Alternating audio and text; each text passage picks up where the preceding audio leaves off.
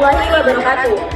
Saya dari perwakilan dari kelompok 1 mata kuliah IPS kelas tinggi. Saya Danasa Fitri sebagai moderator pada kelompok kali ini, di mana kelompok kami di sini mendapatkan materi tentang karakteristik peristiwa, konsep, fakta, konsep, dan generalisasi ilmu-ilmu sosial dalam kurikulum IPS SD. Dan di mana di sini ada 5 pemaparan materi. Yang pertama yaitu di pemateri pertama ada Nurul Maulidi Sakinah, di pemateri kedua ada Yulianda Putri Nurkasyana, dan di pemateri ketiga ada saya sendiri Diana Safitri, dan dilanjutkan di pemateri keempat ada Anissa Julia, dan di pemateri terakhir ada Halimah Saja. Ini saya akan menjelaskan terkait karakteristik pembelajaran IPS SD kelas tinggi. Pada poin pertama, inti proses pembelajaran ialah membelajarkan tentang konsep dan generalisasi secara garis besar, penerapannya dengan cara menyelesaikan masalah, menggabungkan, memisahkan, bahkan menyusun dan lain sebagainya yang dilakukan siswa SD kelas tinggi pada pembelajaran IPS. Pada poin kedua, menggunakan 12 metode dalam mengajar. Namun, saat ini saya akan menyebutkan sebagian saja, seperti ceramah, tanya jawab, diskusi, simulasi, dan studi kasus. Pada poin ketiga, guru dapat membimbing siswa menggunakan pembelajaran konstruktivisme, yaitu mencari, menemukan, dan menyimpulkan sendiri. Contoh diskusi dan proyeknya dalam SD kelas tinggi, tingkat tinggi pada materi IPS. Topiknya pengenalan sejarah dan budaya daerah setempat, misalnya daerah Madura ya kan. Nah, kegiatannya itu siswa dibagi dalam kelompok untuk mencari informasi tentang kearifan lokal. Nah, mereka kemudian berdiskusi dan mempresentasikan hasil temuan mereka untuk membangun pemahaman bersama yang mengenai nilai-nilai dan tradisi yang ada. Nah, fokus konstruktivismenya dalam siswanya itu membangun pemahaman mereka sendiri tentang budaya, berbagi pengetahuan dengan teman, dan mengembangkan kepekaan terhadap masalah sosial. Nah, poin keempat, menuntut tingginya aktivitas siswa, kemampuan penyelidikan dan pemecahan masalah. Ini hampir sama penjelasannya dengan poin ketiga tadi ya. Terus untuk poin kelima atau yang terakhir adalah guru harus mengarahkan siswa untuk memiliki sikap ilmiah, yang dimana pengembangan sikap ilmiah yang ada di SD kelas tinggi ini dapat dilakukan dengan cara menciptakan pembelajaran yang memungkinkan siswa untuk berargumentasi dan mengajukan pertanyaan. Nah, ini mengacu pada kognitif anak ya teman-teman. Jadi yang ada pada poin kelima itu mengacu kepada metode student center seperti itu. Baik, di sini saya akan menjelaskan tentang peristiwa. Peristiwa dalam ilmu pengetahuan sosial merupakan yang pertama, hal-hal yang terjadi yang menyangkut kepada kehidupan manusia. Dan yang kedua, peristiwa merupakan suatu kejadian yang benar-benar terjadi, namun perlu membuktikan kebenarannya. Seperti contohnya kejadian di rumah, peristiwa yang terjadi saat kita berlibur, dan berita yang ada di televisi. Peristiwa atau kejadian bersifat dua. Yang pertama, bersifat alamiah. Contohnya kejadian seperti bencana, gempa, tsunami, banjir, itu termasuk ke dalam peristiwa alamiah. Dan yang kedua, bersifat insaniah, seperti halnya kejadian yang bersangkutan dengan manusia, seperti korupsi, inflasi, dan juga pembangunan jalan, dan seperti halnya pemilu. Itu termasuk ke dalam peristiwa yang bersifat insaniah.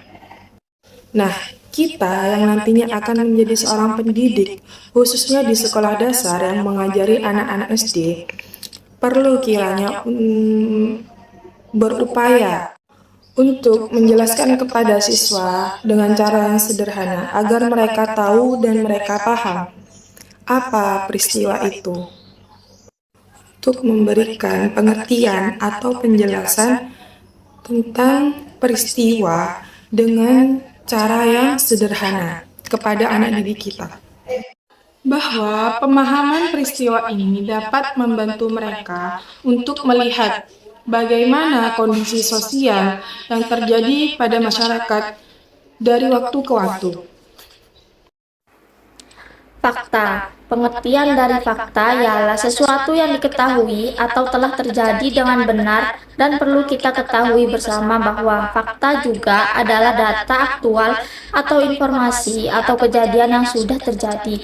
Contoh, jumlah murid yang hadir di kelas. Fakta bukan tujuan dari akhir pengajaran IPS karena fakta bisa berubah dan terbatas.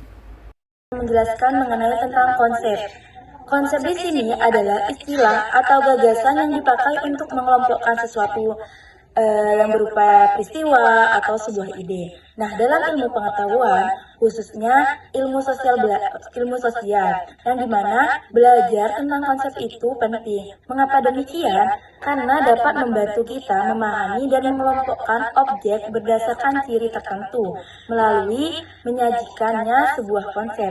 Nah, konsep dasar di sini juga merupakan prinsip yang membentuk landasan untuk memahami suatu topik, bidang, atau sistem tertentu, misal sistem dalam pembelajaran. Nah, konsep dasar di sini berfungsi sebagai fondasi atau landasan awal ketika kita melakukan sesuatu yang memungkinkan seseorang untuk mempelajari konsep yang lebih kompleks dan memproses informasi secara efisien. Nah, sekian penyampaian mengenai konsep di sini. Untuk materi selanjutnya akan disampaikan oleh teman saya.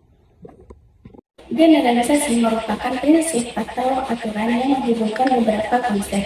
Konsep adalah gagasan atau istilah yang dipakai untuk mengelompokkan sesuatu, entah itu peristiwa atau ide. Di sini ada perbedaan antara konsep dan generalisasi. Yang pertama, generalisasi mempunyai dalil, artinya bukan sekedar pendapat tapi ada dasar atau alasannya. Sedangkan konsep tidak butuh pada dalil karena konsep itu hanya istilah atau gagasan. Yang kedua, generalisasi bersifat objektif dan impersonal, artinya berlaku luas untuk semua orang, tidak terikat oleh opini pribadi atau sudut pandang individu. Sedangkan konsep itu bersifat subjektif dan personal, artinya konsep itu terbentuk dari cara pandang seseorang dan dipengaruhi oleh pengalaman budaya dan lingkungan seseorang. Di sini juga ada jenis-jenis generalisasi yang disampaikan oleh menurut Jerome Max 1986, 29 yang dikutip oleh Rosciati. Ada 4 jenis generalisasi. 1. Generalisasi deskriptif, yaitu menggambarkan pola umum. Yang kedua, generalisasi sebab dan akibat, menunjukkan antara sebab akibat dalam peristiwa. Yang ketiga, acuan nilai yang berhubungan dengan nilai, norma, atau etika dalam kehidupan sosial. Yang keempat, ada generalisasi prinsip universal. Sifatnya berlaku lebih luas, bahkan universal. Bisa digunakan di banyak waktu dan tempat. Hubungan peristiwa, fakta, konsep, dan generalisasi. Peristiwa adalah dasar untuk pembentukan fakta. Konsep menghubungkan fakta-fakta, maka generalisasi menghubungkan beberapa konsep. Dengan pemahaman ini, siswa dapat mengerti bagaimana orang berinteraksi secara sosial, ekonomi, dan politik. Jadi, kesimpulan dari pemaparan materi yang tadi sudah disampaikan oleh rekan-rekan saya, yaitu kesimpulannya ilmu pengetahuan sosial di sini atau biasa disebut dengan IPS di sekolah dasar memiliki karakteristik yang terpadu, di mana karena memadukan berbagai disiplin ilmu sosial seperti sejarah, geografi, ekonomi, bahkan sosiologi untuk memahami kehidupan manusia dalam konteks sosialnya. Karena manusia itu tidak luput dari kehidupan sosialnya, yaitu saling membutuhkan. Nah, dalam manusia Dalam kurikulum IPS SD di sini, pembelajaran diarahkan agar siswa mampu mengenal peristiwa sosial, memahami fakta-fakta yang terjadi di lingkungan sekitar, dan juga membangun konsep-konsep dasar seperti kerjasama dan juga tanggung jawab, serta mampu menarik generalisasi atau kesimpulan umumnya dari pengalaman sosial yang mereka temui sendiri, yaitu yang dimaksud pengalaman dari kehidupannya sendiri. Dari pengalaman sosial yang mereka temui, mereka melalui pendekatannya. IPS berperan penting dalam menumbuhkan sikap sosial, rasa kebangsaan, dan kemampuan berpikir kritis siswa sejak dini, sehingga mereka dapat menjadi warga negara yang cerdas, peduli, dan juga berkarakter. Nah, sekian presentasi dari kelompok kami, kurang lebihnya mohon maaf. Wassalamualaikum warahmatullahi wabarakatuh.